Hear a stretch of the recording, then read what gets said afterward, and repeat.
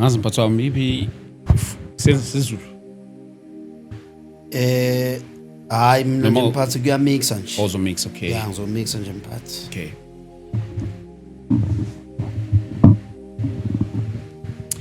Asinibingelele bazalwane egameni lika Jesu Kristu waseNazaretha.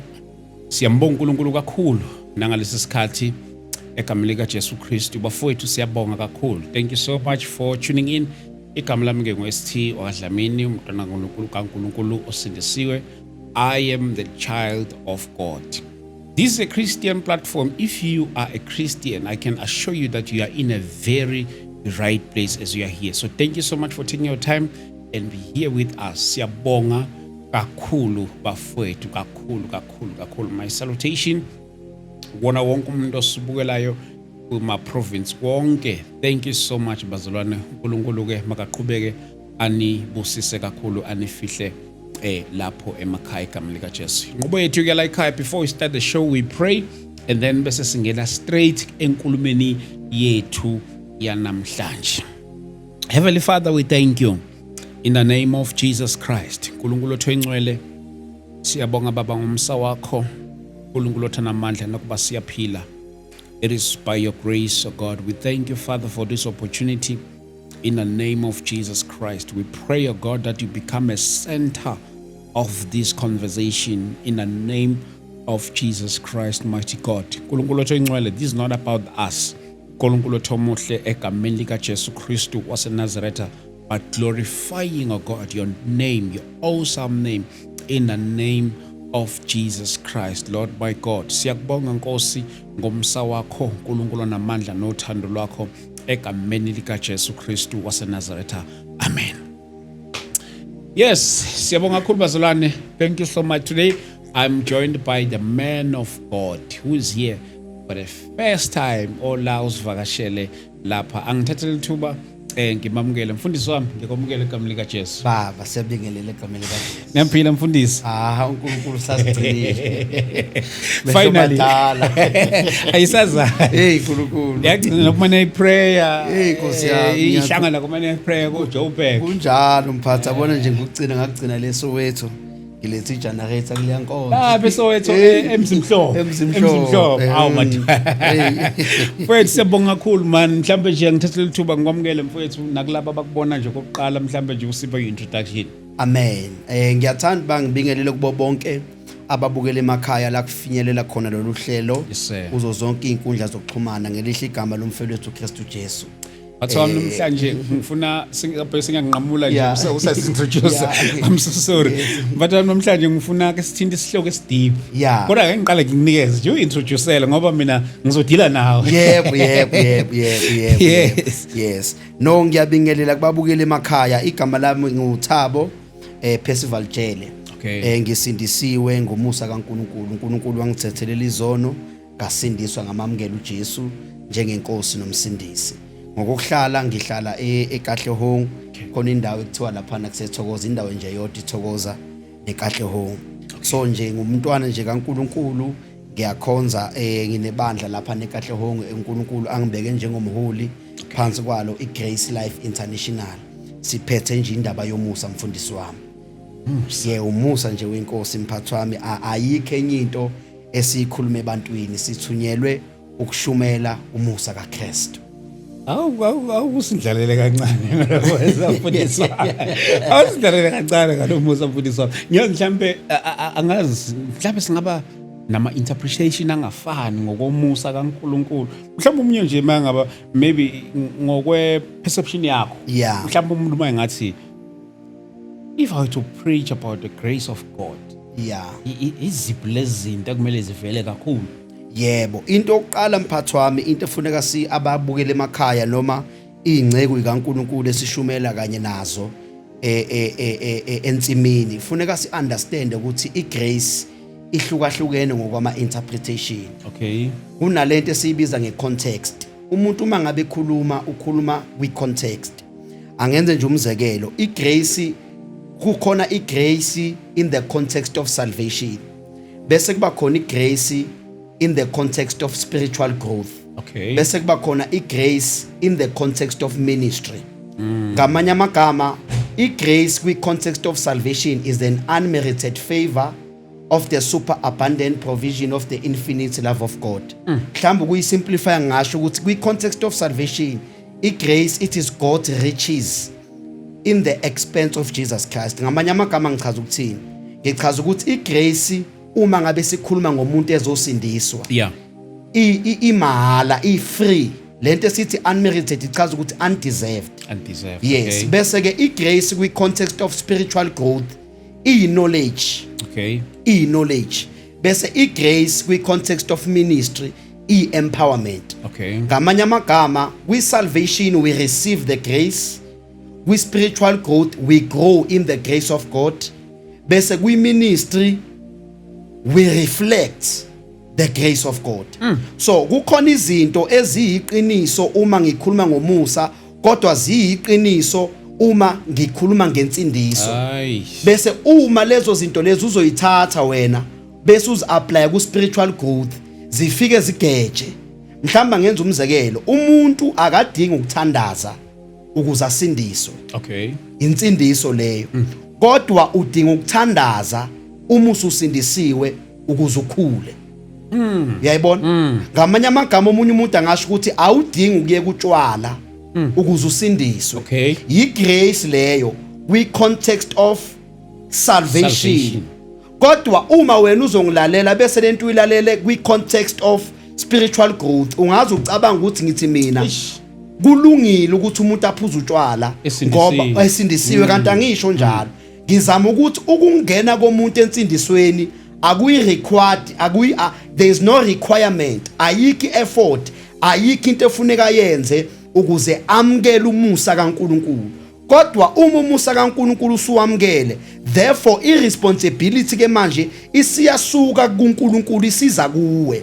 Angithi uyayibona ke indaba. Yilapho ke manje sesikhuluma ngani ke manje ngokukhula komzalwane entsindisweni. So ukuphendula umbuzo wakho emfundisi wami ukuthi yiziphi izinto efuneka zigqame uma ngabe kushunyelwa umusa kaNkulunkulu. Kufuneka nje siqale sichaza ukuthi umusa kaNkulunkulu, indaba emseni kaNkulunkulu uKristu. Okay. Indaba emseni kaNkulunkulu uKristu. Yabona mawufunda ivesi lika 1 Timothy chapter number 2 verse number 3. Uthi make khuluma uPaul lapha uthi it is good and acceptable in the sight of God our Savior. Eish. Uthi God our Savior. Ngifuna sibhekelele igama elithi Savior. uNkulunkulu uyasindisa, umuntu uyasindiswa. Yabona, uNkulunkulu uyasindiswa, umuntu uyasindiswa. Ngamanye amagama, uNkulunkulu yena umenzi, umuntu ngumenziwa. So uma ngabe ke kuthiwa uNkulunkulu osindisayo, kusho ukuthi onke amathulusi okusindisa akulosindisayo awekho kulofuneka sindiswe. So kusho ukuthi asikwazi ukukhuluma ngomuntu osindiswayo siye ukukhuluma ngomuntu osindisayo. So ivangeli lomusa lifocus ekulomuntu ofuneka ezosindisa. Ngamanye amagama insindiso yakhelwe phezu kokuthembeka kaNkulunkulu njengomuntu ozosindisa. Mhlawumbe ngenza umzekelo ebantwini abahlala eduze kolwandle, mhlawumbe leThekwini ngenza nje umzekelo. Lapha eThekwini kuyaziwa ukuthi kuba khona laba abantu ababizwa ngama life savior. Yes. Kuyakwenzeka emphatho abantu babhukude kungabe bikho inkinga bese kuthola ukuthi kuba khona umuntu oyedwa ovela acwile. Uma lo muntu ecwila imvamisa kushaywa impempe bese amehlo ayasuka kulo muntu ocwilayo. Bese amehlo abheka i-life savior. Yes, yini amehlo esuka kulo muntu ocwilayo? Yingoba amandla awasekho kulo muntu ocwilayo. Lo muntu ocwilayo usepowerless ukuthi angayisindisa. Manje onke amandla ayasuka ekuhlulekeni kwalo muntu ocwilayo bese kubhekwa ama skills namandla alo muntu ozosindisa. I-life saver uma ngabe iqeda ukusindiswa lo muntu, uma ngabe lo muntu esesindisiwe kuloko kucwila kwakhe lwandle, abantu abayi ukuyotshela le ndoda ekade icwile ukuthi hey waze wahluleka, kodwa kubongwa i-life savior ukuthi waze wasebenza ukusindisa lo muntu. Lento ichaza ukuthini na? Ichaza ukuthi once washumayela ivangeli, ama weakness womuntu ayambozeka ngenxa yamandla kaNkulunkulu okusindisa. So meaning emphasis ke yokushumayela ivangeli uKristu esindisa, uyena ophethe amathuluzi okusindisa. Interesting. I think Yebo. le nizodinga ilanga ke sibuke nje igospel ngokomusa kaNkulunkulu. Yebo Yo. baba. But namhlanje ngifuna sikhuluma indaba yokweshumi. Yokweshumi. Ngifuna sikhuluma indaba yokweshumi namhlanje. Hey madoda. Yeah, bazalwane. Ngiyazi ukuthi maybe you might have your own question. Feel free to drop it here on comment section. But ke ngiyazi kusase early nje sisayiqala lenkulumo yethu about tithe njalo njalo. But mfundisi wami ngiyathanda ukuthi lesivele singene straight kwisihloko sethu sokweshumi. Yebo. Oh moya ngcwele ungisiza. Singayiqala ngaphi kodwa lento? Kodwa ngiyafisa mfundisi wami kwi generation yethu. Ake ngithi nje esikhathini sethu esiphila kuso nje ngamanje. Yebo. Ngabe kweshumi ngizoloku ngikuleader njalo njalo ngoba ezinye zezinto I think enye into amanye ama questions abanye abantu abasijwayele ukuba nawo ukuthi mangikhokhe kweshumi mangingakhokhanga uNkulunkulu uzoyithathela. You'll find yourself ungena ama accident kuthiwa hayi uNkulunkulu ulanda kweshumi. Oya mangingakhokhanga kweshumi you are not surrounded, you are not you are spiritual unsafe. Kukhona izinto ezizokwehlela just because you did not pay tithe. But ngiyafisa ukuthi ke singene mhlambe ke siyibuke zonke lezi zinto lezo ke the reality of it njalo njalo. Yebo. Isikhathi sethu esikusona are we relevant to pay tithe na? Yes.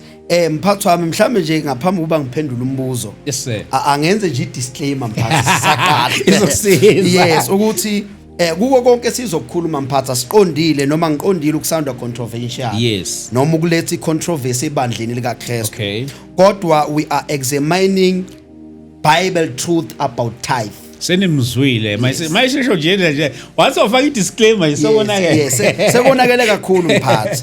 Right, mhlambe ukuphendula umbuzo wakho othi kulesi sikhathi siphila kuso. Yes sir. Ingabe itithe irrelevant na? Yeah. From the scripture asibatholi abapostoli after the resurrection of Jesus Christ befundisa ibandla lika Kristu Jesu ngetithing. Okay. Mawufunda lapha encwadini yabase Efesu chapter number 2 verse number 11 lithi iBhayibheli sakhiwe phekwe sisekelo sabapostoli nabaprofeti uJesu Kristu eyitshe legumbi. Kuchaza ukuthi na leli gama elithi foundation we are built upon the foundation of the apostles and the prophets. Lichaza ukuthi teachings, doctrine. So we are built upon the teaching of the apostles and the prophets. Jesus being the chief cornerstone. Mawubheka leli gama elithi chief cornerstone, i-chief cornerstone ileli tshe lokuqala uma ngabe kwakhiwa indlu. Ileli tshe okumna sekufakiwe ukhonkolo bese kuqalwa ngalo lapha ekhoneni. Okay. Umsebenzi walela litshe ke mphathi wami ukunikeza iframework noma ukunikeza ishape kalayini kulezi ezinye izitini efuneka zizolandela. Yes. Ngamanye amagama ke makuthiwa uJesu uyitshe legumbi kuchaza ukuthi uJesu uyena wokuqala owa leya ifoundation yokushumayela noma ifoundation yokufundisa. So uma sibheka ku four gospel uJesu imentionile tithing but akafundisanga ngayo. Okay. Uyimention sizokubheka la uyimentionile but akazange azafundise ngayo. So abapostoli ke uma ngabe be imitate uJesu benza njengaye bahamba la uJesu ahambe khona ngoba uJesu bese ubekile umhlahlandlela. So abapostoli nabo asibatholi befundisa ngayo itithing. The only time lapho khona kumentionwa khona itithing is in the book of Hebrew chapter number 7. Nakhona uma ufunda lapha uyathola ukuthi emphasis bekungesiyona ukuthi kufundiswa ngetithing kodwa bekuthi kuvezwe ubupriest bukaJesu bufaniswa nobupriest bukaMelchizedek. Zothanda ukuthi ngoba vele it's a Christian content or it's a Christian show. Mhlambe uma kubizwa ukuthi silivule futhi. Kodwa nje khululeka mphathi wami ungaqhubeka nje ukhululeke. Kodwa ma kukhona la ofisa khona singalifunda ukhululeke silifunda. Okay. Sisazovula mphathi wami ukuthi bengisaleya iframework. Right. mhlambe ake ngiqale kanje ukuthi kumele sibuze umbuzo ukuthi what is tithe. Okay. Umbuzo wokuqala lo. Yes, perfect. Number 2 umbuzo wesibili, what constitute tithe in the Bible? That's a beautiful question. Yes. Number 3, how did they apply tithe or how did they give tithing?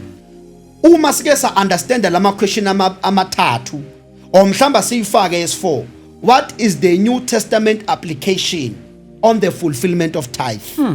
Yabona mhlambe must understand lama question awu4 kuyobalula mphathi. Yeah. Right, asiqale ke siphendula umbuzo wokuqala, what is tithe? Leli gama elithi tithe is a Hebrew word umazah. Okay. Leli gama elithi mazah lichaza ukuthi the 10th parts. NgesiGreek leli gama udecades. Okay. Udecades ochaza ukuthi the 10th parts. Uma ulibheka ke ngokwe Hebrew rendering leli gama elithi mazah lisuselwe egameni elithi azah.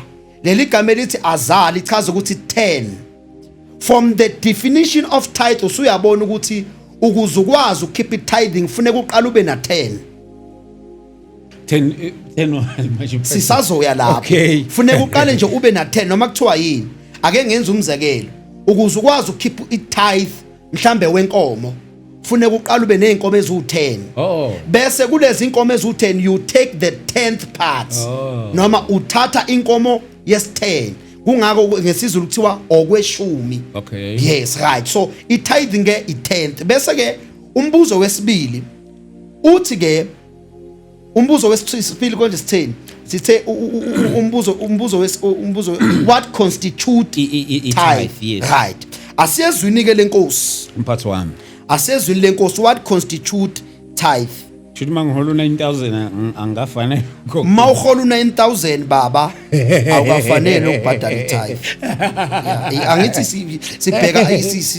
sibheka yonke into la ekuthini iqala kuyikhokha masihola u10. Mawusohola u10. Angithi igama lisho njalo. Yeah. Yes. Manje uma ku9 akakabi awukafike ku10. Iqiniso lelo. Deuteronomy chapter number 14 verse number 28. Ngizofunda nje ngeKing James version ifundeka kanje, at the end of 3 years thou shall bring forth all the tithe of thy increase the same year and shall lay it up within thy gates. Ngifuna kuba sibambe u29 ke ebabukeli. And the Levites, because he had no part no inheritance with thee, and the stranger and the fatherless and the widow which are within the gates shall come and shall eat be satisfied, that the Lord thy God may bless thee in all the work of thy hand which thou doest. Lana ke mphathi uma sifunda siyathola ukuthi i-tithing ukuze ikwazi kwenzeka funeka kube khona umpriest. Funeka kube khona ini umpriest, right? Okay. Umpriest usebenzaphi? Umpriest usebenza ethempelini. Mele kube khona ini ithempeli. Number 3, ithempeli likuphi? Lise Jerusalem.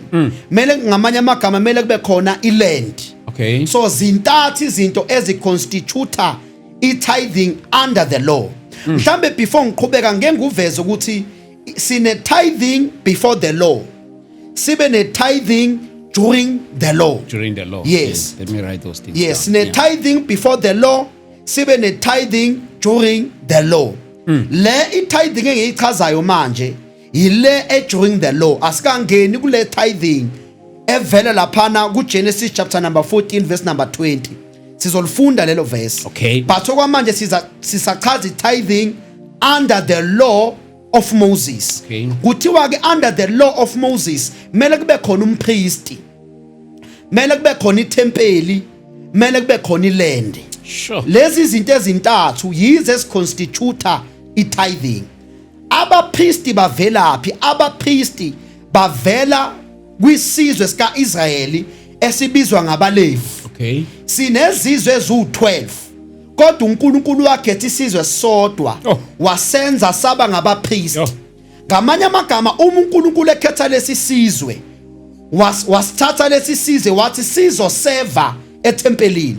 Ngaleyo ndlela ke isizwe sabalevu azange sibe nayo inheritance yeland. Ngamanye amagama sasingakwazi ukuyitshalela sona Hayi, kwadingeka ukuthi ke manje uNkulunkulu bese instructor abantwana bakwaIsrael, meaning lezi la amanye ama-tribes awu9, ngoba bona baneland abaseve tempelini, bese bethatha okweshumi bakuse tempelini ukuyoseva abapriest. Ipriesthood ke mphathi ibihlukene kabili. Bekukhona abapriest ababesebenza kwi-inner court na kwi-outer court. Bese kuba khona umpriest oyedwa oyibizwa nge-high priest. Mhlamba ke silibheke leli gama elithi priest. Igama elithi priest lichaza ukuthi to stand, to be ready, meaning to stand before the Lord ready. So ngamanye amagama, before i-resurrection kaKristu, yisizwe sabalevu esasine access yokuma phambi kwepresence kaNkulunkulu. Zonke lezi izizwe ezu9 zazingenayo i-access yokungena in the presence of the Lord, meaning there was a mediator. Laba priest babesebenza as ama-mediator. So uNkulunkulu instructor lezi ezinye izizwe ezu9 ukuthi azikhiphe okweshumi kuba priest. Angithi uyabona ke manje, right? Bese asingeneke lana ke mphathi ukuthi always tithing under the law of Moses, it was food. There was never a time where abantwana bakwa-Israel they gave 10% yemali. Kuyaqala nje ngathi namhlanje ngoba simanipulate ama scriptures ukuthi abantu bakhiphe 10% yemali, bebe bequote amavesi akubeka cace ukuthi tithing kumele kube yini. Ake sibuke ukuthi uNkulunkulu wathini. Wayethini uNkulunkulu uma ngabe funeka bakhiphe tithing? Wayethi mele bakhiphe tithing yani? Sizokuthola lokho kuLeviticus chapter number 27 verse number 30. Leviticus. Yes. Chapter 29. Chapter number 27 verse 30. 27, I mean, yeah, 27 verse 30. Yes. Uzofunda futhi ngeKing James version. Ithi la New King James. Ithi, and all the tithe of the land, whether of the seed of the land or of the fruit of the tree, it is the Lord's. It is holy unto the Lord. So mawubheka la lithi iBhayibheli tithing mele iphume from the seed of the land. Mele iphume from the seed of the land and from fruits. From the seed of the land and from fruits. Mawuqhubeka ufunda la mawuyakushona kulama verse aphansi, uzobona ukuthi it was not only the vegetables and the fruits, but also the animals. Also the animals kwakufuneka ukuthi zilethwe as tithing, meaning tithing was always on food. It was not on money. Ake siza uJesu ukuthi uJesu uthini kuMatthew chapter number 24 verse number 24. Ngisacela ungifundele lapho mphathi. Matthew chapter number 23 verse number 23. 23. Yes. Mina ngizofunda ngesizulu. Okay mphathi. Yes. Matthew 23 verse 23. Ese ngibuka mali iBhayibheli la. 23, okay. Yebo. Maye kinina babhali nabafarisi bazenzisi ngokuba nithela ukweshumi kwesikuntshana nokwentshungu nokodonqa, niyeke okunzima komthetho ukwahlulela nesihawu nokukholwa, benimelwe ukwenza lokhu ningakuyeki nalokho. 24 uthi ke. Yes, asiphele ku-23. Okay. Ithi ngesingisi, woe unto you, scribes and Pharisees, hypocrites, for you pay tithe of mint.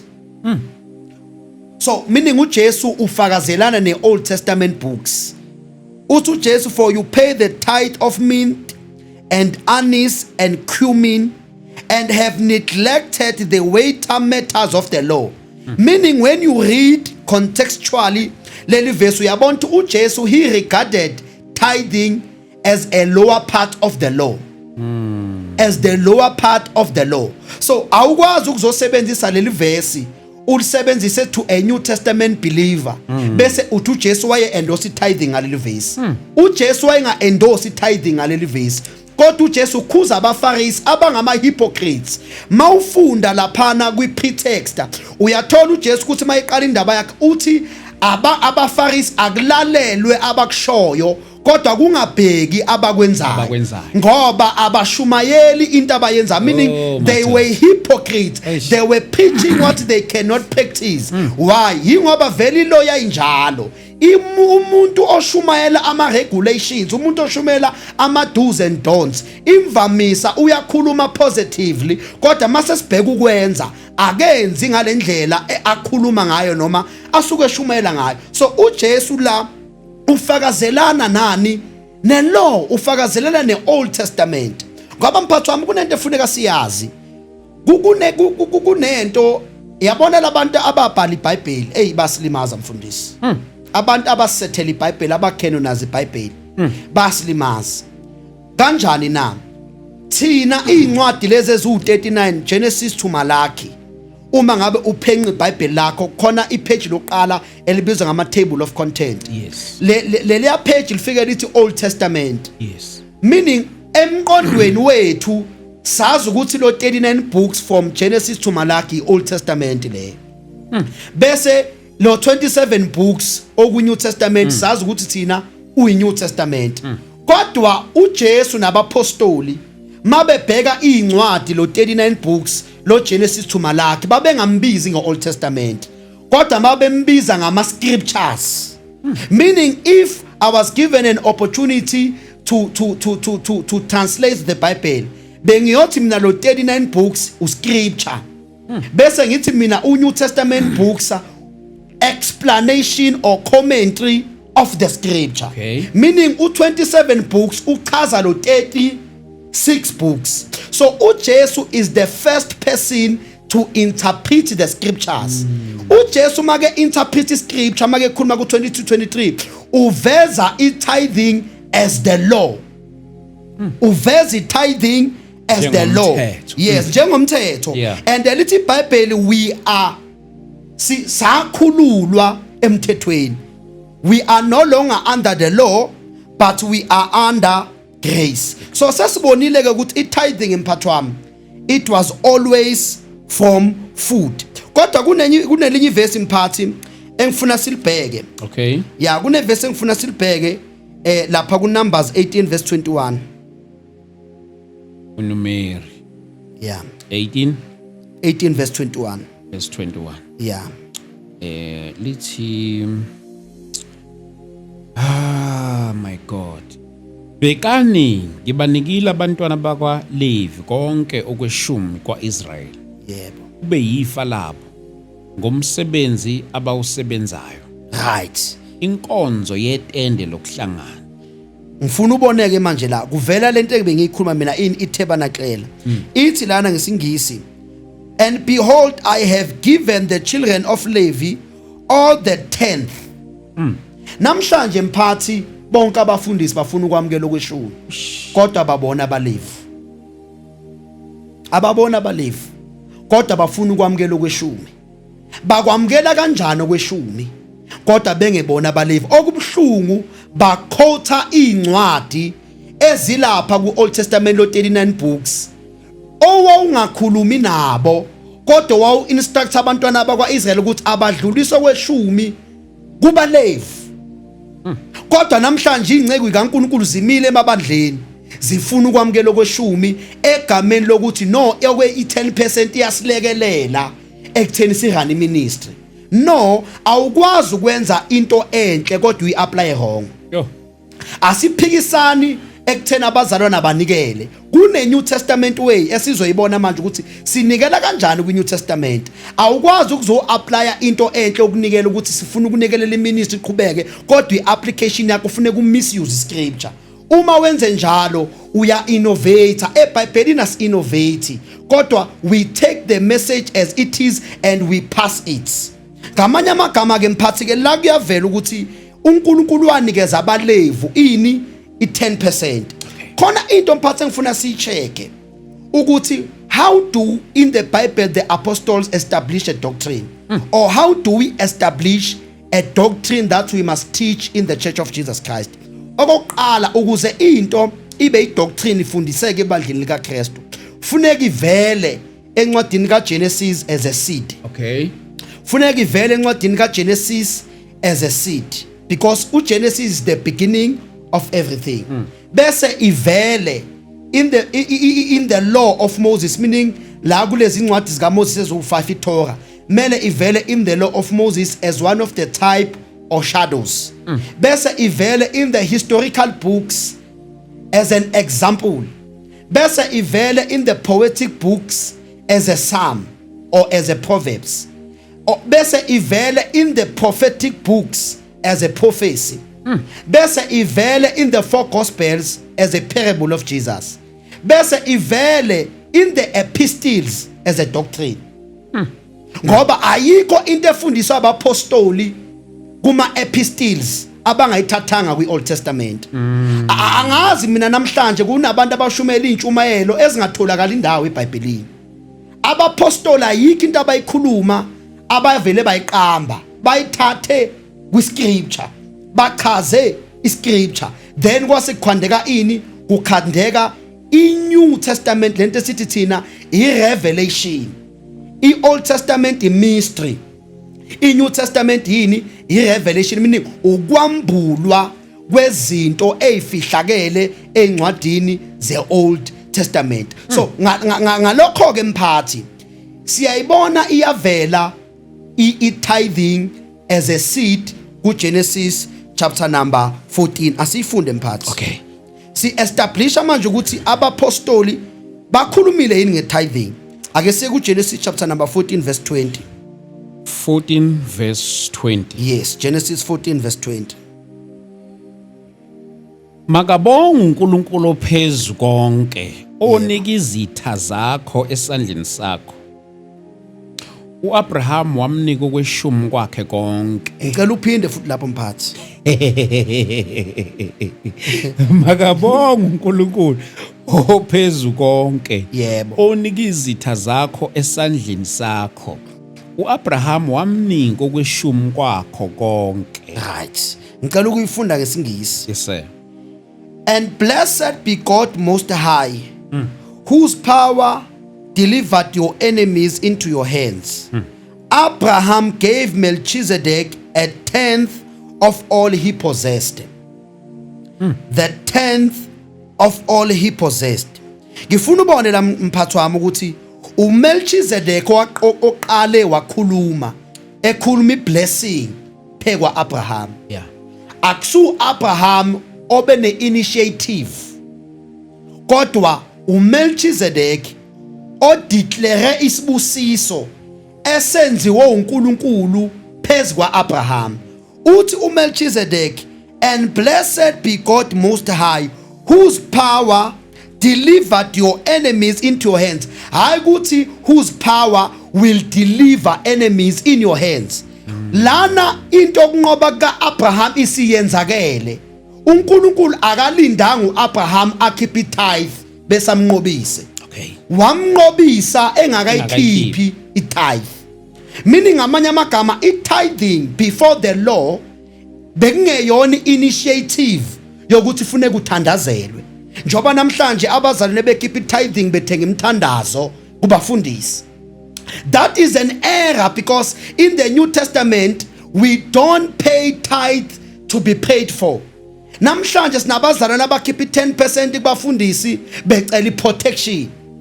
Meaning labo bazalwane bayafana nabantu abafaka iphandla, ngoba abantu abafaka iphandla benza the same thing. Bayahamba bayoconsult abacele benza yonke lento bese umuntu ebuye efaka isiphandla ngesizathu sokuthi avikelwe lesi siphandla. So lana into esifundayo mphathi sifunda ukuthi uAbraham lithi ke and Abraham gave Melchizedek. Ngifuna sibhekele ligama elithi gave. Okay. Leli gama elithi gave lichaza ukuthi to bestow. Okay. To bestow. So Abraham bestowed Melchizedek a tenth. Ngifuna ubone la ukuthi this was a voluntary act. Lento bekungeyona obligation. uMelchizedek asikaze simuzwe ethi Abraham khipho kweshumi. Njoba namhlanje ingceku kaNkulunkulu zima in the podium ziphoqelela abazalwane ukuthi abakhipho kweshumi. But lana this is a voluntary act, meaning mphathi wami i-10% kune lesson phansi kwayo. The first lesson of 10% is honor. Sure. The first lesson of 10% is honor. Meaning lana njoba sibheka uGenesis sibona into ezu2. Sibona kuqala i10%, 2 sibona kuqala ihonor. So meaning ngamanye amagama sizobona ukuthi uma manje lento isidlula kwiNew Testament kumele sibheke ukuthi abapostoli bayidlulise kanjani. Ngicela singayimist le ngoba angifuni ababukele emakhaya babuke ngazuthi sithi abangakhiphi lutho. Ngicela bakubambe lokho. La na kuleli verse sibona ihonor. Ilesson yokuqala ye10% ihonor. You honor the person that labors in your life. You honor the person that has done something in your life. Right. Iyadlula ke le masuka la kuAbraham uMoses uyayiqala ke under the law. Even nakulo sesiyayithola ukuthi abantwana bakwaIsrael banikele ini i10% kuba priest ngenxa yokuthi abapriesti bebesebenza eTempelini. Siyayibona futhi honor na under the law. Ukuthi noma abantwana bakwaIsrael babeyikhipha i10% kodwa beyikhipha out of obligation, but even in that obligation there was honor inside. Because they were honoring the priests. They were honoring the priests. Right. NgokweBhayibheli uJesu wayengeyena umpriesti ngokwe Levitical order. Meaning uJesu wayengaqualify ukuthola itithing kubantwana bakwaIsrael. Ngenxa ukuthi uJesu wayengeyena ini umlevi. Yes. Wayengayena uJesu ini umlevi. Therefore let us come now into the New Testament application. Kwi-New Testament application yini edala ukuthi singayitholi i-doctrine ye10%. It is because ngokukaNkulunkulu emphathi wami uma ngabe ufunda iBhayibheli lapha kuPeter, uFirst Peter, lithi iBhayibheli, for we are the chosen generation. Oh. We are the royal priesthood, the kingdom of the nation of kings and priests. Ngamanye amagama, the intention of God for people is that every man must be the priest.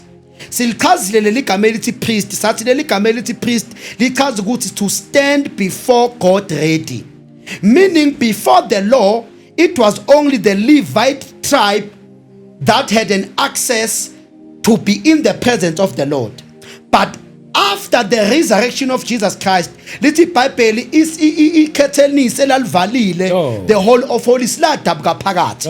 Meaning wonke umuntu ke mphathi wami usene access ngoKristu Jesu ukungena in the presence of God. Lokho kuchaza ukuthini? Kuchaza ukuthi every Testament believer is a priest.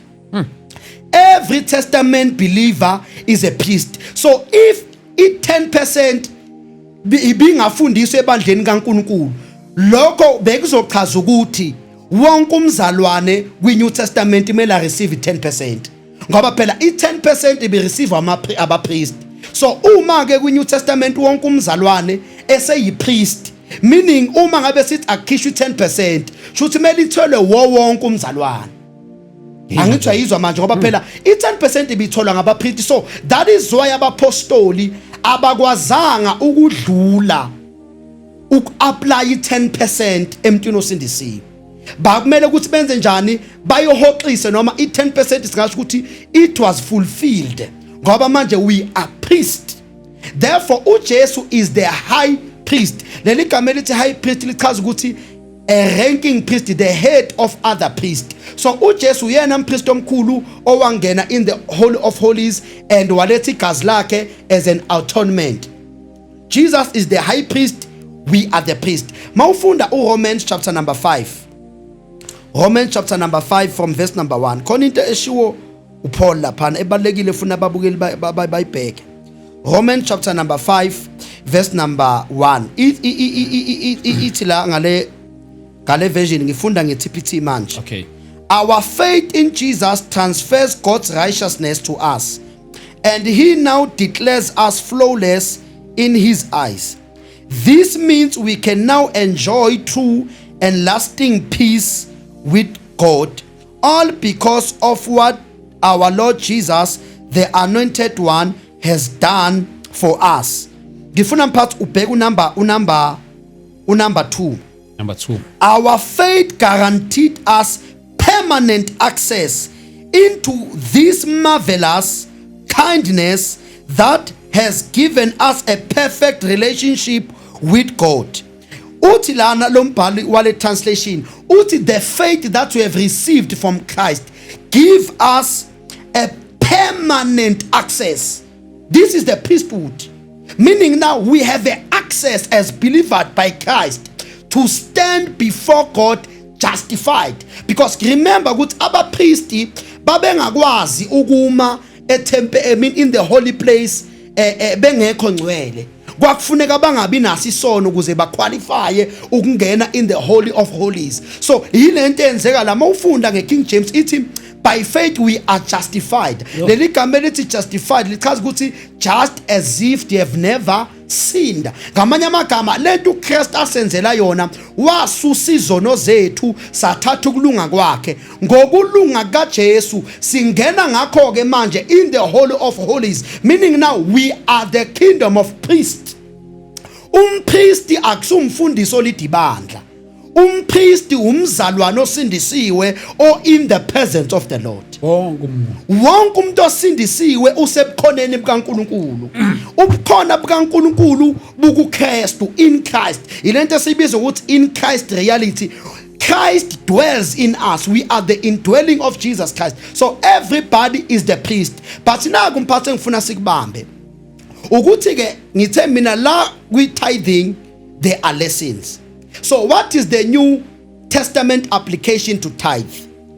In the Church of Jesus Christ, we do not preach tithing, but we preach about tithing. Asishumayeli okweshumi, kodwa sishumayela ngokweshumi. Okay. Angazi ukuthi ke umehluko uyacaca lapho. Asishumayeli okweshumi, kodwa sishumayela ngokweshumi. Ngichaza ukuthi na asishumayeli iapplication ukuthi abazalwana bakhipha kweshumi, kodwa kukhona ama lesson esingawathatha ngokweshumi. Ilesson yokuqala honor. Uthi uPaul make ekhuluma kwiNew Testament encwadini kaTimothy uthi give double honor to those who labor in you in doctrine and in teaching. Abantwana bakwa-Israel, they gave their tenth to honor the priests because the priests, they were laboring for them in the temple.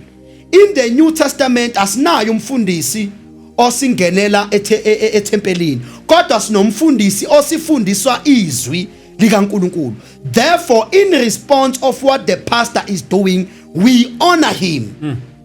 Uma sim-honorisha asim-honorishi ngokweshumi, kodwa sim-honorisha out of generosity. Should appreciation leyo. Meaning appreciation leyo. Kodwa i-appreciation engacelwa umfundisi, kodwa i-appreciation yami ngithintwa iministry kamfundisi. Meaning out of what the pastor is doing, I am imparted. Then in response, I give out of generosity. Because i-tithing imphathi limitation. Ake senze nje umzekelo. Kunormal imphathi ukuthi athi uNkulunkulu asenzele yonke lento asenzele yona. Bese sikubone kunormal ukukhipha u10% isale no90%. Akukho normal. Ukuthi singanika uNkulunkulu i10%. Kodwa thina sisale no90% bese sigiye sithi sithembakele ku-tithing. Ubusti umuntu umphathi othanda i-tithing umzalwane ositintshi.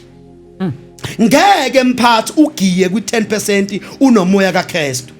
Umoya kaKristu umphathi uyakuprompta ukunikela more than 10%. In other words, awukushayi ukunikela. Ukunikela is very good, but ukwi-tithe ya limit. Angithi i-tithing i-obligation, yes. Yeah. I-tithing i-obligation, i-tithing i-limitation. Asibuyele ku-Abraham. U-Abraham uyena wayinqumela. I-generosity is when you give out of a cheerful heart, not out of obligation. Okay. Mphathi ake sibheke u-Acts chapter number 2.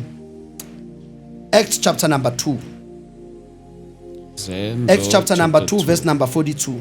2 verse 42. Yes. Okay. 42. Yes.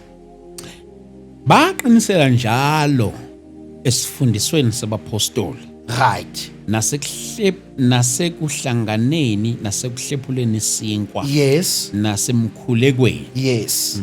Qhubeka. Kepha kwaba yilowo nalowo muntu wehlelwa ngokwesaba, kwenziwa ngabapostoli izimangaliso nezibonakaliso eziningi. Yebo. Bonke abakholwayo babe ndawonye, bahlanganyela izinto zonke. Yebo. Bathengisa ngemfuyo nangempahla. Imamphathi. Baba. I-Old Testament ithe uma unemfuyo ukhipha how many percent? Old Testament. Yes. Mawunemfuyo. Uma unemfuyo ukhipha how many percent? 10%. Yeah. Kuthiwani la? Uthi konke. Kuthiwa laba abazalwana ngenxa yesifundiso sabapostoli. Abakhiphanga u10%. Mphathi bakhipha konke. Angicela ukuphinde ungifundele abalaleli bezwe mphathi. Bakhipha konke. Bonke abakholwayo baba ndawonye bahlanganyela izinto zonke. Yeah. Bathengisa ngemfuyo nangempahla. Bathengisa ngani? Ngemfuyo nangempahla. Meaning labantu laba amaJuda lawo. AmaJuda ekhipho kweshumi lawo. LamaJuda ukuthi abantu abasha laba. AmaJuda lawo uJesu usanda kuvuka la. Kodwa isifundiso sabapostoli buka sibenzani laba bantu. Kwi-Old Testament ayikho example nje, ayikho account lapho khona abantwana bakwaIsrael bake badayisa ngayo yonke into abanayo bazoyilethe enyaweni zikaNkulunkulu. In the Old Testament abantu bajabulela i10% kwi-Old Testament. But lana lithi iBhayibheli ngenxa yesifundiso bafowethu sabapostoli. Lithi badayisa ngezindlu, badayisa ngemfuyo, badayisa ngakho konke. Bazokuletha enyaweni zabapostoli. Yini umbuzo ufuneka sibuze ukuthi kanti yini lento abapostoli ababayifundisa eyenza ukuthi abantu banikele kanje? Ngoba uyabona nje uma uemphasize i10% ebandleni lakho kufuneka wazi ukuthi indlu yesonto uzoyakha after 40 years ku ministry. Sure. Sine crisis eSouth Africa lapho khona abantu abasambele phambili bana 50 years in ministry, bana 40 years in ministry, khane bakhe izindlu zemabandla. Yini problem? Yile emphasis yokuthi kushunyelwe ngelimitation. Ngoba i-tithing ikutrain ukuthi ithembeka ku10%, lo 90% ukuthi usebenzisa kanjani akunendaba. I-limitation le kulimitwa uNkulunkulu. uNkulunkulu ufuna ukusebenza ebandleni, abazalwane babhizi bashumela nge10%. uNkulunkulu ufuna ukugqabuluka, uNkulunkulu ufuna abantu balime banikele ukuze ivangeli lindlondlobale. Abafundisi ba-emphasize tithing more than emphasizing what Christ has done. Mphathi wami, kunosisi la eBhayibhelini obizwa ngoMaria. Okay. Kuthiwa lo sisi wayekade eyiprostitute mawuzokhumbula mphathi. Yes. Kuthiwa lo sisi nange seqhamuka nealabaster. Lo sisi useqhamuka nealabaster uzoyithela enyaweni zikaJesu. Yebona? Yizwa kuJudas Iscariot uthini? Uthi uJudas Iscariot Jesu, this is a waste. Why le alabaster ingathathangwa yeyodayiswa? Kwabela abampofu. Iyiphi iprinciple kuyilo? Angithi uJuda wayekade umJuda. Ilo eyayibathenile amaJuda ukuthi 10% inakekela abampofu. So uJudas Iscariot unaleyo understanding yokuthi wayekungathathwa le mali kudengiswe le alabaster, kuthathe okuncane ukuze kunikelelwe abampofu. Kuthi uJudas Iscariot uxabene nalokuthi lo mama uthatha ialabaster ethi mayilinganiswa inikanliswe nomholo womuntu onyaka wonke. Lo mama kuthiwa wathatha leyo alabaster yonyaka wonke wazoyinikela enyaweni zikaJesu. Sekuyabuzakala ukuthi yini edala lo mama anikele ngalolu hlobo. Usethi uJesu ingoba lo mama wazi ukuthi uxolelwe kakhulu. Ngamanye amagama uma ivangeli lifike emntwini mphathi wami uyaqhabuluka, i10% ifana nechain. Kanti uma ngabe sesisevangelini kaKristu kumele siqhabuluke, ungafani nebhubesi elibekwe ezulu. Ibhubesi elibekwe ezulu noma ngaba namandla kangakanani kodwa li-operate ekejini. Umzalwane efuneka operate emvelweni kaKristu. Uma ngabe uNkulunkulu ezonikela ngoJesu wasikhiphela the best. Mawufunda Romans chapter number 8 verse number 30, lithi iBhayibheli, what then shall we say to these things? If God is for us, who then can be against us? Who did not withhold his son, but has freely given us everything together with Jesus. Meaning ngale nkathi sithola uJesu, uNkulunkulu wakhipha the best. So emnikelweni wethi ke mphathi, we need to reflect the giving of Jesus. Akekho umzalwane ongathi ukhipha u10% bese asunikela njengoNkulunkulu. Mawukhipha u10% funeka wazi nje ukuthi awunikeli njengoNkulunkulu. Umuntu onikela njengoNkulunkulu mphathi uyaqhabuluka. Uyanikela, unikela kuze kufezeke isidingo. Futhi i10% mphathi, inkinga ye10% iproblem yayo ukuthi unikela ngonakho, awunikeli ngendlela owenzelwe ngayo.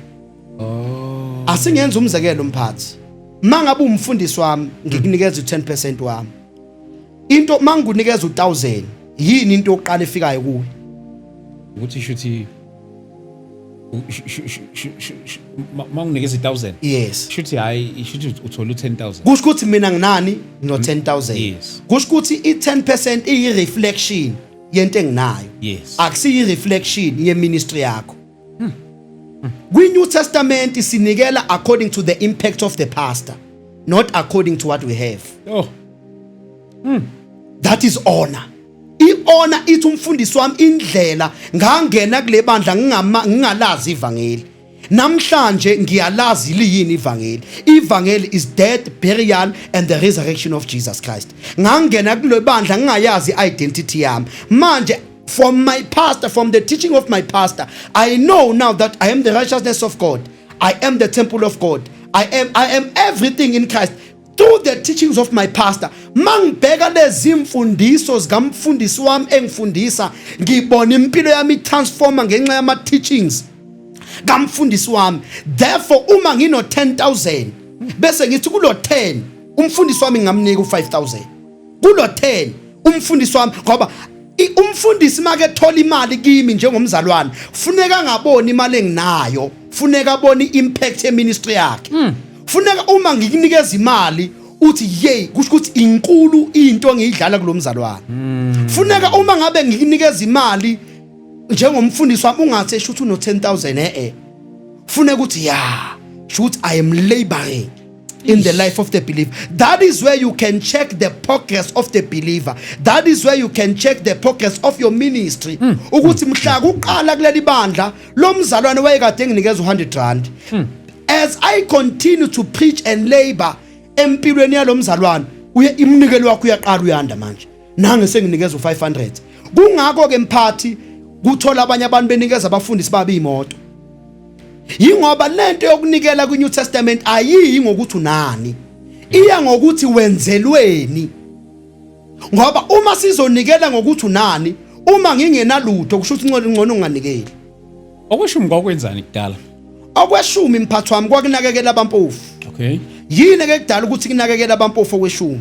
Yingoba kwakukhona ama strangers. Ayekade edlula, kwakukhona ama strangers ayekade evakasha lapha eJerusalem. 2 kwakukhona abantu abakade bengenababa. Okay. Kwakukhona ama widows. Yabona. So okweshumi kwakucover onke lawo ma aspects.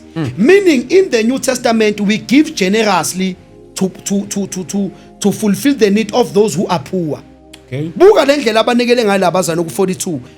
Every believer was faithfully devoted to following the teachings of the apostles. Their hearts were mutually linked to one another, sharing communion and coming together regularly for prayer. A deep sense of holy awe swept over everyone, and the apostles performed many miraculous signs and wonders. All the believers were in fellowship as one body, and they shared with one another whatever they had. Issue number 5. Out of generosity, they even sold their assets to distribute the proceeds to those who were in need among them. They didn't pay tithe, but they gave out of generosity, meaning in the New Testament we give to cover the need. Okay. I10% ithini? Umuntu okhipha i10% uthi mina i10% sengikhiphile. Ukuthi isidingo sifezekile noma sifezeka akasangeni la. Uthi mina i10% ngikhiphile. Kodwa umuntu o-understand i-generosity uthi I will give until the need is fulfilled. Buka lendlela labazwana abanikela ngayo. Lithi banikela baze badayisa ngezindlu ngoba kubonakala inamba yabantu abaswelayo. kwasho ukuthi le number yabantu abaswelayo ukuze ikhaveke kumele kube khona into eyidwayisayo. Uma ibandla lingahamba kwirevelation kaKristu, amabandla aseSouth Africa ngayeke ukukhonzela emkhukhwini, ngoba kunabantu abapaka ama Mercedes Benz, kunabantu abahlala kuma double houses, kunabantu abanezinto ezinkulu abakhokhela izingane zabo esikolweni ngeimali ephezulu 200 school fees, kodwa bayakwazi ukukhonzela emkhukhwini. Uma abazali bangabamba idoctrine yamapostoli, kukhona abantu abangadayisa ngisho ngezindlu, kukhona abantu abangadayisa ngeimoto zabo, bathi ngamane ngihambe ngethezi, angiyidayise le moto ka 1 million ngithole lo 800,000, ngithatha u100,000 ngithenga ithezi, ngithathe lo 800,000 ngizofaka endlini kaNkulunkulu ngoba funeka umsebenzi kaNkulunkulu uye phambili. Kodwa uma sisa emphasize i-tithing, sisazokwenza amagaladina yokuthi abantu sibarobhe ngamaplate ukuthi ama-platinum nani. Ukuze ubone ukuthi abantu abafundisiwe ukunikela, funa kuze kwenziwe istrategy ukuthi abazali bakhiphe imali. Yingoba kukhulunywa ngale tithing, uyazi ukuthi kimi mphathi kwathiwa uma ngingakhiphi 10% angeke ngibe nabandla. It was painful my later. Kwathiwa if ngingayikhiphi 10% angeke ngibe nabandla mphathi. Today I have a church, I don't pay 10%. Mphathi wami sisasebancane ibandla lama sikakakhulu ngoba sinezinyanga nje sikhonzisa ngama Sunday. Mhlambe sina 4 months manje. Last khonzela khona manje sikhokha irent e1.5. Manje sizophuma kule rent siyongena ehholweni. Ihholo i3000. Sibancane, inamba yethu incane kakhulu. Kodwa indlela esinikela ngayo mphathi. Sure. Abazali bami ngibafundisa nge10%. Ngibafundisa ukunikela beresponda kuloko uJesu akwenzile. Bayaqabuluka. Sure. Bayaqabuluka mphathi. Iministry iyazenzakalela. Kungekudala sizobe sakha indlu leso ngikusho manje. Within 2 years sizobe sakha indlu yani yenkonzo. Yini indaba ingoba lithi iBhayibheli isifundiso sabapostoli senza lamaJuda ayekhipha 10% akhipha 100. Manje leyo ukuthi mhlawumbe mangakhipha ngeshumi ngizokwehlela zinkinga the case ngaphezulu kwami emphathi kodwa about 40 le. Angithi manje kufunda uMalaki. Yes. Chapter number 3, yes. Which is a star verse akekho umuntu ongalazi le verse. Yes. Ngisho umntwana ku Sunday school uyalazi le verse. Kodwa mangungambuza what is salvation udo akazi nix. Because the emphasis emabandleni tithe then the salvation. Than the salvation. Yini edala ukuthi mphathi abantu bathi mangakhipha kweshumi uzovelelwa izinkingi. Is because they don't understand what Christ has done. Akekho umzalwane oku New Testament okhipha into ukuzavikeleke. Awuphindele nje. Akekho umzalwane waku New Testament okhipha something ukuzavikeleke. In Christ we are blessed before we give. Mhlamba ke ngenze le statement. We do not give to be blessed, we give because we are blessed. Asinikele ukuze sibusiseke. Uyabona nje mina mphathi uma ngisebandleni noma kuthiwa ngiattende kuphi inkonzo. Once umfundisi wamaphambili wathi bazalwane ngicela sinikele ukuze sibusiseke ngisukumi kulomnikelo. Ngiyapi ngoba kuyonikela abantu abangabusisekanga. Okay. Ngiyapi kulomnikelo. Phela uma uthi uma ngifuna ukubusiseka ngize ngizonikela kusho ukuthi angabusiseki. Kushuthi kusafuna ngiqale nginikele ukuze ngizobuza. Kungaka abazalwane behlupheka kangaka. Yingoba iSunday neSunday ba acknowledge ukuthi ababusisekanga. Kungakho benikele ukubusiseka. Mina I don't give to be blessed, I give because I am blessed. Uyazi kuke kwenzeka enye crisis kwelinye ibandla ngivakashile. Lo mfundisi uyashumela uthi abazalwane abalethe umnikelo kaIsaac. Hey ngamangala mina mphathi. Ngathi mina hey phela uAbraham wanikela ngoIsaac. Ngathi hey wathi lo mfundisi letha konke uzonikela ngoIsaac wakho. Mphathi ngaleso sikhathi ngangiphethe imali. Mangithi ngiyabheka ephokotheni ngiphethe imali edlula ku2000. Thatha le 2000 ngathatha amafoni ngathatha iskiya semoto. Ngayobeka kupodium. Sure. Hey mphathi wajabula umfundisi abona ngiletha le mali. Uthe mayiqeda ukubusisa umfundisi ngathatha into zami. Hawu. Ngabuyela nasemuva. Wabatshazwa mphathi kwathiwa hey jela wenzani? Ngathi mina uAbraham mhla enikela ngoIsaac akasalanga entabeni. Akasalanga entabeni. Yes. So uma uthi anginikele ngoIsaac. Therefore kusho ukuthi akwazi ukuthi akasala entabeni. Ngoba uIsaac uyabuza kaAbraham ukuthi iphi imvano kwenza umhlatshelo. Uthi uAbraham the Lord shall provide. So uma uthi angikhipha umnikelo aka-Isaac ngizowukhipha but funa ngibuyele nawe emuva ngoba phela u-Isaac akasalanga entabeni. Onjani-ke lo Isaac osale ephokotheni zabafundisi? Yini kumisuswa iscripture ukuthi abazalwane banikele? Once kwadingeka ukuthi umisuse iscripture ukuze abazalwane ba-apply iprinciple yevangeli yokunikela, sho labo bazalwane abaka-understand insindiso. Akufunekanga usebenzisa amanga emntwini oqiniso. Umuntu weqiniso mtshela iqiniso. Bazalwane sidinga 100,000, we need to build a church, we need to buy chairs, we need to give. Ubona abazalwane aba-understand insindiso. Kuzosukuma umuntu oyedwa athi my pastor no problem, I have 100,000, I will give it. Do you know my leadership ukuthi kuthiwa umuntu onikelayo uyena ocibayo? Umuntu onikelayo akacibi. Kuthiwa ukunikela kuqeda ukuswela. Ukunikela kuqeda ukuswela kulomnikelelayo, hayi kuwe wena lo nikelayo. Asingubonisa into eyiwala mfundisi wami, asingubonisa something. Khona into engifuna siyibuke. Ukunikela kuqeda ukuswela kulomnikelelayo. Wena onikelayo kuvuleka igebe. Yeah. Meaning the most lacking person is the person that gives. Yazi mphatha asingahlanganisi indlela isystem yasemhlabeni esebenza ngakhona. Emhlabeni ukuze uphumelele ube nemali wenzana, utshelwa ngebudget, to a budget to save. Meaning ufundiswa ukugodla. Kwi secular world uphumelela ngokugodla. Yabona? But entsindisweni uphumelela ngokudistribute. Meaning umuntu oneleke entsindisweni lo muntu onikelayo ngoba akagodli. Meaning kungako uNkulunkulu ethembeka ebantwini abanikelayo. Ngoba mabenikela kuvuleka ini ileg bese uNkulunkulu enza njani ekhulisa icapacity. Angithi uyayibona indaba manje. So meaning you don't give because you want to be blessed. You give because you are blessed. Meaning you sacrifice. In the kingdom of God we reflect blessing by distribution. Emhlabeni mphathi uma ngabe kufuna ukucheckwa ukuthi urich, kucheckwa ini net worth. Net worth yini mphathi? I-possession oyiqoqanisile. I-position yezinto ezihlanganisa ukuthi why unomuzi ka1 million, unemoto ahamba ngazo masiyibala zenza u5 million. Yabo unezinto anazi makuhlanganisa hayi net worth yakhe mhlambe u10 million. Izinto ayiqoqanisile. Kodwa in the kingdom of God umuntu obisisekile sibala indlela anikela ngayo. Shothi siyabala ukuthi lo mzane wake wakhipha imali kangaka. Wakhipha imali kangaka. In net worth yalo mzalwane in the kingdom i10 million. Sibheka imali ayidedelayo mayenikela. So meaning in the kingdom of God we reflect blessing by giving. But in the kingdom, but emhlabeni you reflect blessing by acquisition, by uqoqanisa izinto. Mawufuna ubonakala ukuthi wena ucebile, uthenga izindlu, wenza yonke ukuthi uyaqoqanisa. But buka labazali badayisa ngezindlu, kodwa kuthiwa babusisekile. Sure. And abayidayisanga ngezindlu ukuze kuphumelele bo. Don't be the subject of your giving. Wonke umzalwane onikelela ukuthi kuphasa ithende emsebenzini ku-idol worship. Asikhiphe itithe ukuze kuphasa ithenda.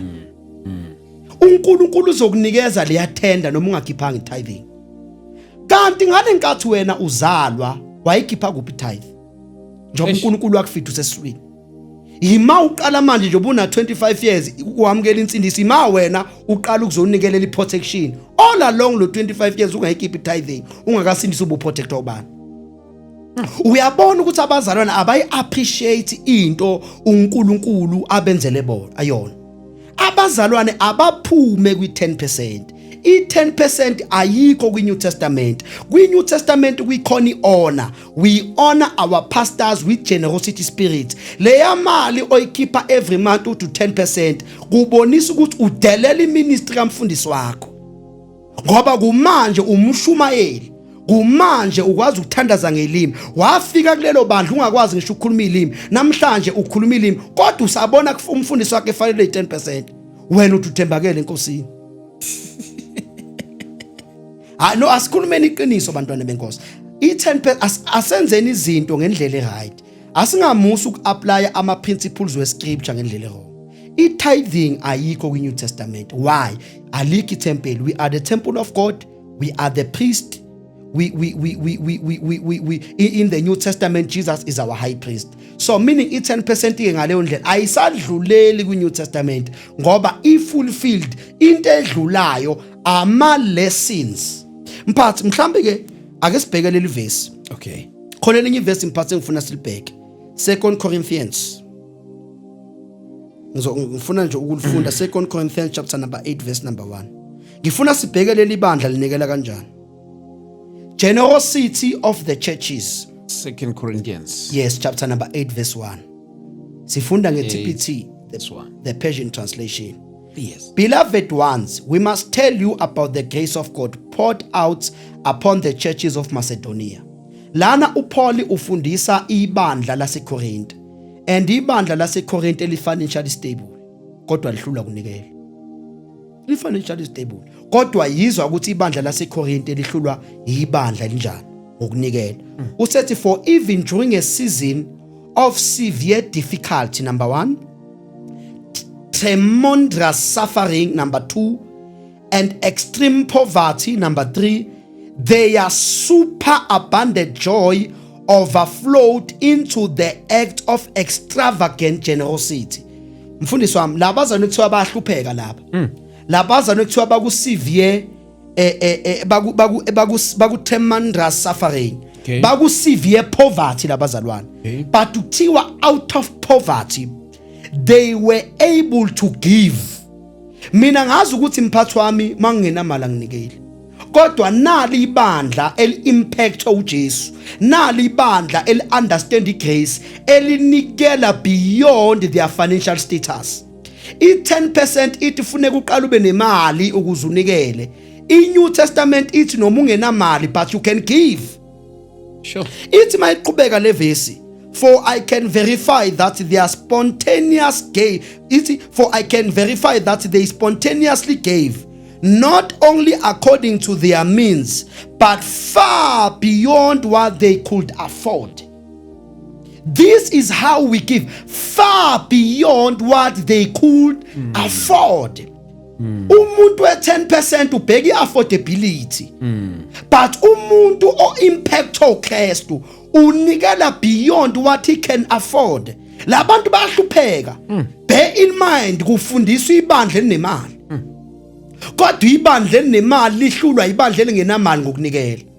Mangakanani amabandla ekupaka ama Mercedes Benz kodwa mawubheka ibandla lakhona lifile. I-structure nje ubheka ukuthi le structure labazwana bakhonza kanjani endaweni enje. Kuyahlephuka kodwa abantu bek umfundisi wakhona uhamba ngeMercedes Benz, umfundisi wakhona akanayo le ability yokunikela. Yini indaba ingabo, indaba yikho ngoKristu. I-sound system yabazalwane iyahoshoza. Mawumenyi uyoshumela usho ivoice kodwa abantu banikela i-tithing yakhishwa. Kodwa umsebenzi kaNkulunkulu awuprogress. Yini indaba i-attitude yokunikela ayikho kwabanye abantu.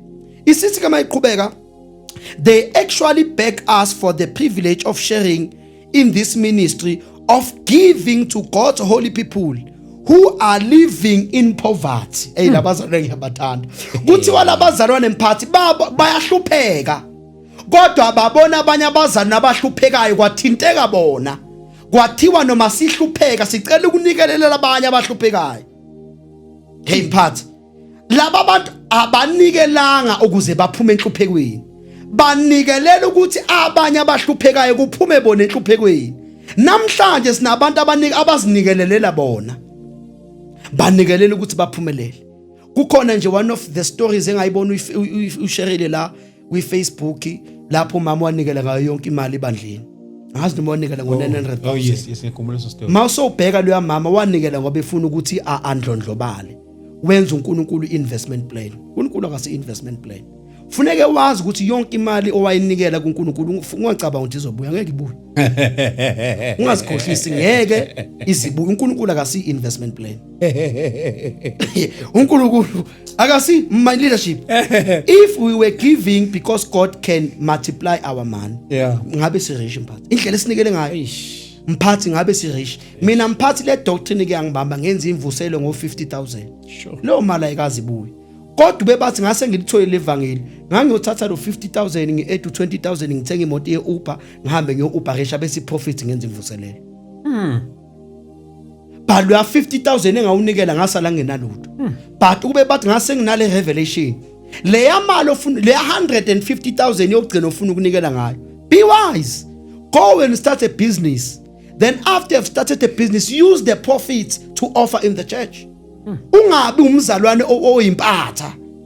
Funeka umzalwane ikhanda ingqondo ihlahlambi ingqondo yakho. Ungalali ngoba uzorojwa ngabantu. These believers, they gave for other believers who were in poverty. They didn't become the subject of their giving.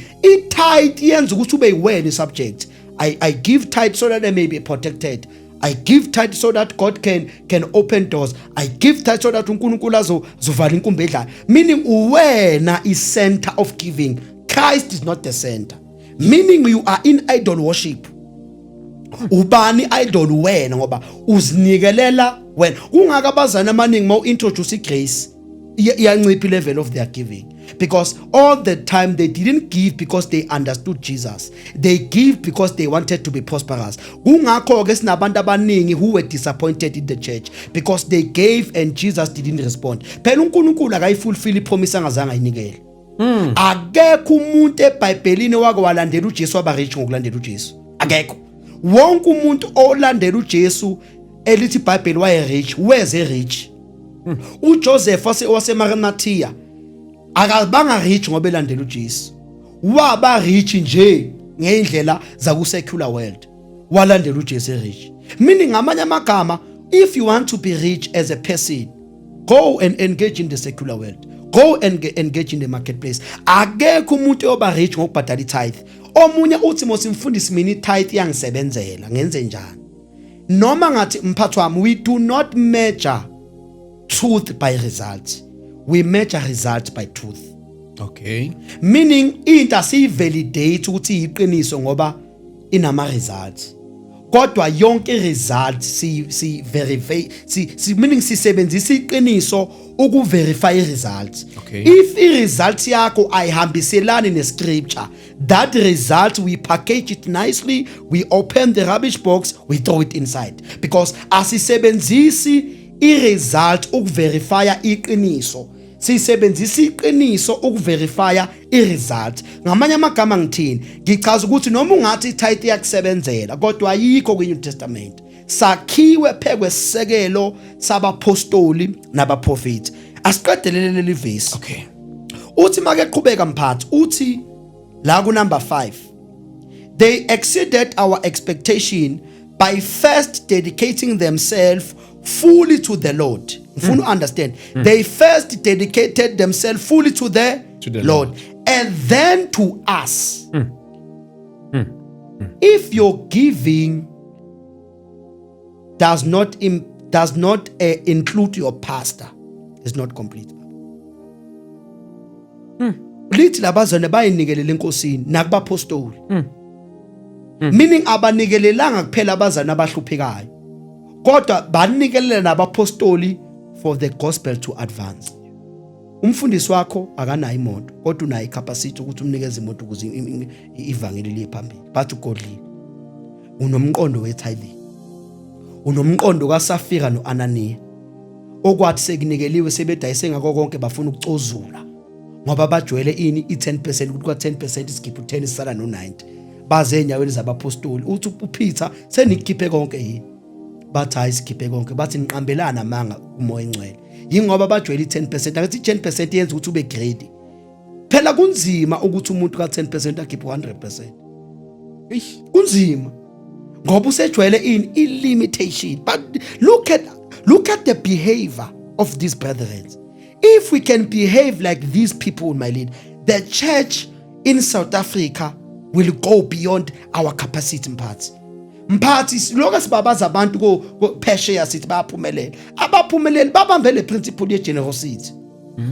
Yizo maqhubeka kuthiwani la, ithi uPaul uthini? Uthi uPaul, you do, number 7, you do well and excel in every respect. Number 1, in unstoppable faith.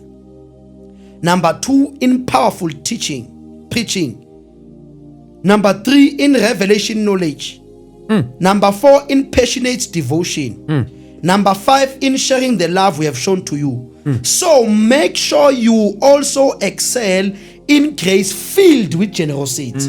But abapostoli siyanibona ukuthi you have an unstoppable faith. Siyanibona ukuthi you have a powerful preaching. Siyabona ukuthi you have a revelation knowledge. Siyabona ukuthi you have passionate devotion or love enkonzweni. Siyabona ukuthi you are able to share the love that we have shown to you. But musanu ukhohle ukuthi you must also excel in giving. Ngamanye amagama, if umzalwane useve ebandleni kodwa unganikeli, your serving is incomplete. Your serving is incomplete. Mphathi wami, asikwazi ukudlula abantwana bakwa-Israyeli abathembeka ku-10%. Yazi kungcono makuthiwa uhlule ukunikela ungamane ulende ku-10%. Cha, mina mfundisi wami ngizocela ukuthi ke siyenze ijustice kulesihloko. Yeah. Ngizocela ukubiza nomunye umfundisi. Yebo. Who believes we tithing. Yebo. And we engage. Ngaso lesihloko. Akasondele mphathi. Asondele right. Mina ngifuna ukuthi asondele asibonise amavesi. Njengoba nje namhlanje i10% iyinto engapheleli indawo. Mina i10%, uyazi ukuthi abapriest babengayikhiphi i10%. Abapriest they never paid 10%. Namhlanje ukhipha i10% to your spiritual father. His spiritual father sakho naso sine spiritual father saso. Sikhipha i10% to his spiritual father. Yinto nje engapheleli indawo. But la eBhayibhelini we can see ukuthi i10% inala iphelela khona, iphelela kuba priest. Lenjani le 10% eqhubekelayo? I-honor kuphela engaqhubeka. I can honor my spiritual father and my spiritual father can honor his spiritual father. I-honor kuphela ekwazi ukuqhubeka, hayi 10%. Meaning I can give my pastor, yazi shintsha nje yazi lento ilula mphathi. Leya mali oyifaka every month oyibiza nge10%, shintsha nje iheading ufaka uona, uhlulwa yini? Shintsha nje uheading ufaka uona, wayulwa. Shintsha nje leya heading ufaka uona. Honoring. Yazi iproof yokuthi you don't honor your pastor. It is because nale 10% oyikhipha awuyikhiphi ngoba uhlonipha yena, uyikhipha ngoba ufuna ukuphumelela. Awuyikhipheni umfundisi wakho ujabulela amahana nje ukuthi ureceive 10%. Akazi ukuthi le 10% ayamkelayo kahle kahle iyibhayi. Kahle lo muntu ufuna ukuphumelela lo muntu. Lo muntu ufuna ukuphumelela akane ndaba neministry yakho. But if we can understand i-labor of the gospel, ukuthi abafundisi how do they labor in their lives, mphathi we will honor. I-honor mphathi enye into i-honor. Mphathi wami ngizoyenza in no time. Yeah, I will give you a call, organize umfundisi esizokhuluma nje ngalolu daba. I think it's high time now esisizane kakhulu in the basis of the scriptures kuma subject ahlukahlukene. But we episode yeselandela ngizofisa ke sikhulume indaba yegrace. Yebo, ayi lapho ke mphathi yohlukana isiqhando nekhanda la. Lapho mphathi kuyohluka, yazi ukuthi abazalwane mphathi lento ongayi-understand igrace yenza bakhohlakala. Uyazi ukuthi khona abazalwane abathandaza ama dangerous prayers. Abathi inkosi bonke abamelana nami babulala. Bo yini uma ungayi-understand igrace uzokhuluma into ezinjalo. Uzothandaza imithandazo efile. Akekho umzalwane osindisiwe ufuneka kakhuleka ukuthi abanye abantu abafe noma ngathi umuntu angamelana nawe. Uthi uJesu uthi lo kuMatthew 5 uthi ilo ithi isongeso uthi mina ngithi thanda umakhelwane wakho, thanda isitha sakho njengoba uyithanda wena. Uma ungayi-understand igrace uyoba nenhliziyo embi in justice. Uyopractice i-wickedness in the name of justice. Uyazi ukuthi i-law of Moses iyakwazi ukwenza ubulala kodwa ubulale in the name of justice. Kanti lo muntu wesifazane elithi iBhayibheli wayelethwe laba bantu kuthiwa akakhandwe ngamanje. Abantu babefuna ukumbulala kodwa babulala in the name of justice, but nabo benzizwe. Kodwa buka inhliziyo zabo, bajabulela ukuthi lo muntu ufuneka afe. Abantu abangayi-appreciate igrace banenhliziyo ezimbi mphathi. Abantu yabona once wangayi-appreciate igrace, baningi mina mphathi ngifuna ukuyenza i-disclaimer mphathi sisazovala ukuthi mina ngivalelwa ama-platform. Uyabona nje uNkulunkulu nalo othe nje hey mfo awuyofohla uyongena lapha kwa-ST. umoya engcwele uthi hey esithibiza le ndoda yabona Eish. uNkulunkulu kusho ukuthi uyabona ikhona imessage engiyiphethe ngoba mina ngivalelwe ama platform kwathiwa lo mfana ushumayela igrace edlisa abantu izolo do you know ukuthi even uPaul naye wayekade accuse kuthiwa ushumayela igrace edlisa abantu izolo if awu accuswa ukuthi ushumayela igrace edlisa abantu izolo awukashumayeli yona kufuneka mase uyishumela ngempela igrace kube khona abantu abathi hayi ujele manje ukhondoni isono kanti awukhondoni sona isono uveza ubuhle bukaKristu Eish. mawuveza ubuso bukaKristu umphathi kuphambana ingqondo zabantu abareligious bathi hayi lo mfana manje udlisa abantu izo grace is not the license for people to sin but instead grace is the empowerment for people not to sin. Mina abafowethu amangixekile ukuthi ngishumele igrace indlela abazidla ngayizona Eish. emfowethu ngingcono mina ngoba igrace iyangikhafa. Eish. Mawungathi bonke abantu mina imost yabo abathe mina ngishumela igrace edlisa abantu izono bona bashumela imessage of holiness indlela abazidla ngayo izono babuya ngokuzolala therefore who gave them the license to sin? A person does not lead a license to sin. A person sin without a license.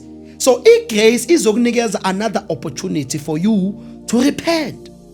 Igrace imphathi abafundisi mabanga mphathi kunini ishunyelo imessage ukuthi abantu abayeke izono. Kulamabandla ashumela umthetho uSunday school uyanda abantu bengashadile. Ingane nje lokho ziyanda. Ingane nje lokho kodwa abantu abashadile abantu. Yini indaba? Yingoba abantu ba criticize igrace. Mawu criticize igrace imphathi uphethwe ipride. Yi-pride eyenza abantu ba criticize igrace yingoba bayitshela ukuthi banamandla okungona. Uyabona nje manje mangihleli la mphathi mina ngenza iUber mphathi. Okay. Hayi siyabuya baba kuUber. Ku-Uber kuye ngena usisi isketi simla. Ithi ingqondo jele awubonwa umuntu mfowethu. Manje recently ngoDecember bengithola itrip ngithola umlungu. Okay. Maye ngene lo mlungu ngithi mina inkosi. Ngithi mina lo mlungu. Njoba samba la endleleni uyayigoqa lo mlungu. Uthatha isandla udlala isigere. Manje phela mina ngihlakaniphila ngithi ngomqondo ngiyambona njengoba edlala isigere Uthi ubheke. uya communicate. Yeah. Yabona. Ngibona ukuthi mina Nkosi la ayangibona umuntu la. Futhi lo sishuthi into ajwayele ukuyenza kwabanye abo Uber drive. U-request wayenza request yaye ehotela kanti yena akahlala ehotela uhlala kwenye indawo. Mangifika mina ehotela ngithi mina ayisisi ngehlake. Awuthe athi angizi la. Ngithi mina kanti uyapi? Athi no ikhona enye location engifakile. Mase ngihlanganisa shuthi uvamisile ukuyenza lento le alale nabo driver bese ngakhokhe. And ebuhle mase ngimbeka lapha kwakhe usethi you are not like other drivers. Mphathi umzimba ubufuna. Sure. Kodwa igrace mphathi yenza ungazethembi. Yenza uthembe yena. Makethi uDavid impela okuhle nomusa kuyakungilandela. Yingoba uDavid wayazi ukuthi unamaphutha. Hayi. Umuntu onamaphutha akayicriticize igrace ngoba igrace yenza ukuthi isitha sesivimbezele kodwa uqashuka uphume na ungazi uphume kanjani. Mangikhumbula lo lesuku ngabe ngangilele nginalo yangani ube bathi ngangayenzi igrace ngangayi appreciate. But igrace yangikhipha kulolu yataku ngoba ngangiyolala nje nalo yasisi futhi ngingabona umuntu ngoba sasihamba ngisho ebusuku baningi amantombazane angenile la kwiBolt ngabe kwesinye isikhathi ngiyithatha inamba mfundisi angilikhuluma iqiniso kwesinye isikhathi ngiyithatha inamba ngithi ngizomfonela lo sisi mphathi ngiyibuza ukuthi abantu abajolayo bakwenza kanjani ngoba ukuze ukwazi ukulala nentombazane mphathi kufanele uqale uqamba amanga nje into yokuqala. Correct. Kufanele uqale uqamba ukuthi ayithanda wazi ukuthi awuyithanda lengane uthi suqedile uwenze nje amaplan kusho ukuthi kulo 2 weeks oloku fabricate leli plan lakho lokuthi ufuna ukulala lengane ukuthi awuthandazwe ukuthi awufundizwe ngoba akekho umuntu ofundizwe ongaqhubeka esonweni.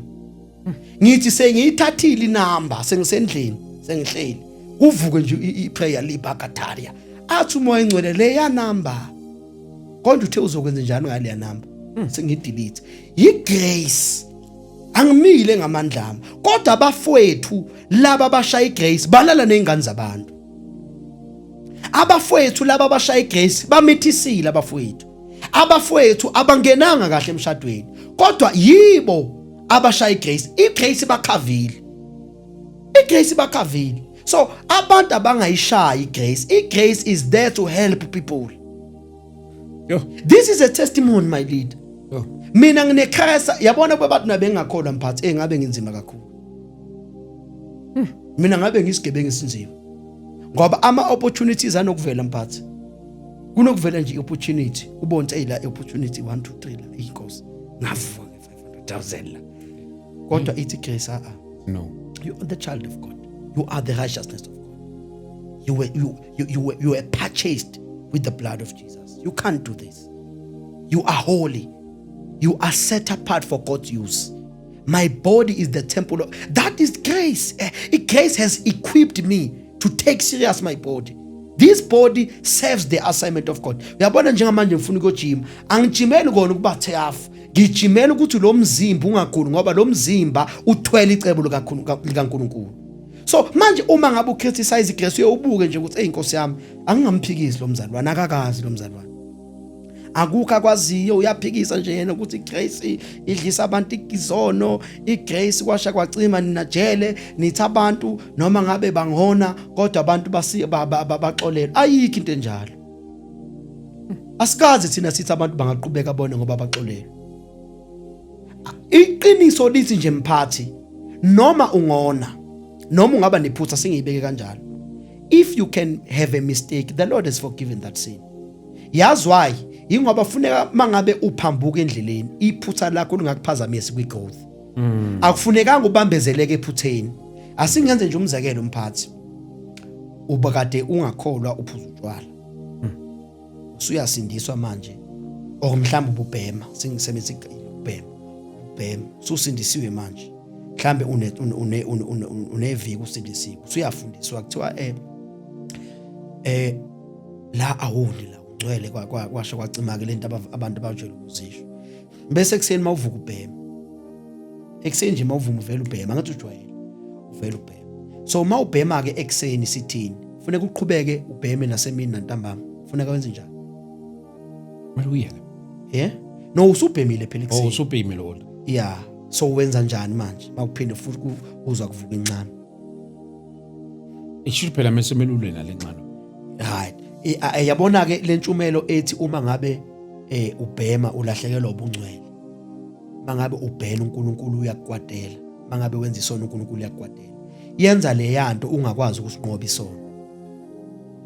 Ngoba uma ngabe usafighta lento ukuthi ufune kuphume esonweni, umuke wa relapse uvela uthi vele ngcono ngivele ngisale sengiqhubeka. Kanti uma wazi ukuthi uxolelwe, uma ngabe meaning uba patient for yourself. Okay. Yabo noma ngabe ungabhema ekseni but unento ukuthi okay Nkosi, thank you that you forgive me. Yes ngonile manje, yabona ngeact out of character but thank you for your mercy. You are patient with me. Uma uzwe incane futhi baba, yebo ngibhemile ekseni but ngiyalwa manje angibheme mina ngegama lika Jesu. But uma ngabe une mindset ukuthi uNkulunkulu ukwatele, uvela uthi ngcono uvele ngisale sengiqhubeka, vele ukwatele uNkulunkulu mos. So I danger yokuthi sishumele into ukuthi mangabe umuntu ulahlekelwa ubungcwele yilapho. Umuntu akalahlekelwa ubungcwele mangabe ubungcwele akubona isenzo, ubungcwele igift. Umuntu nje onayo umuntu ongakwazi ukureflect ubungcwele. Finish. Funa simfundise ukuthi this is how you do this. That is what ingqondo zeni azenziwe zintsha. Angizokubiza nontanda lesi sihloko. Ngizokubiza nontanda. Alesihloko sifunela untanda. Yaba untanda uzongidla kuphela. Hayi ngisifunela yena serious. Mfundisi wami siyabonga mani kakhulu. Thank you so much man of God for taking your time ukuthi usivakashele la. It really means a lot. Us thank you so much sir. Serious on a serious note, I don't take it for granted. Ukuthi umisi into zakho ungazenza usukwini usivakashele la uzocontribute kulesi sihloko. Thank you so much. Tubonga thina kakhulu egameni kaJesu. Siyathemba ukuthi ababukeli baqhazeleleka. Sabonga sazoyenza ngaleyo ndlela. Mhlawumbe nabafisa ukuxhumana nawe ama socials wakho kanye ama contacts utholakala kanjani mfundisi? Ngiyatholakala nje kule number 072 717 1847. Ukhona ke igroup engifundisa kuyo la ku WhatsApp iChristocentric Bible Academy. La ke siqaqa yonke into umuntu mayenembuzo uyabuza simphendule yini ubungcwele yini righteousness of God uphila kanjani ubungcwele, zonke lezo zinto mphathi. We are all about holiness. Sifuna abantu baphile with victory. Ngiyatholakala kuma social media, lapha ku TikTok uPastor Thabo Jele, that is my personal page, bese kuba khona ipage lebandla iGrace Life International. Na ku Facebook ngikhona Pastor Thabo Jele, kanjalo na ku Instagram. So ngiyatholakala, enye number yami 0729653088. Ngiyatholakala, siyakhonzisa ke every Sunday laphana eKhumalo Primary School eNgema, 8:30 until 10:30. Siyinkonzo njengene ekseni mphathi, sihlelekile. Hayi lezi inkonzo ukuthi abantu bangene ngo10, kodwa abantu mabe esikoleni bavuka ngo8. But thank you so much. Bafowethu lapha emakhaya asithathele lithuba sibonge kakhulu. Igama lami ke ngu-ST Dlamini, 0788417844. Mafuna ukuxhumana nathi. Ngiyacela sibone nalapha eThekwini ngomhla ka2 May sibe silapha eMkhumbane. Kunehholo ekuthiwa uMkhumbane. Kungase Chesterville okanye between Chesterville Mayville, sibe silapho starting 10 AM kuyoze kuyoba la sibe sidibene khona with inkonzo kamoya, outpouring of the Holy Spirit asihlangene khona lapha starting from 10 ekseni. Actually let me say ngo9 asidibene khona lapha. I'll be happy to see you there. uNkulunkulu akanibusise anigcine. Amen. Hey priest. Hey. Hayi man. Hey. Hey.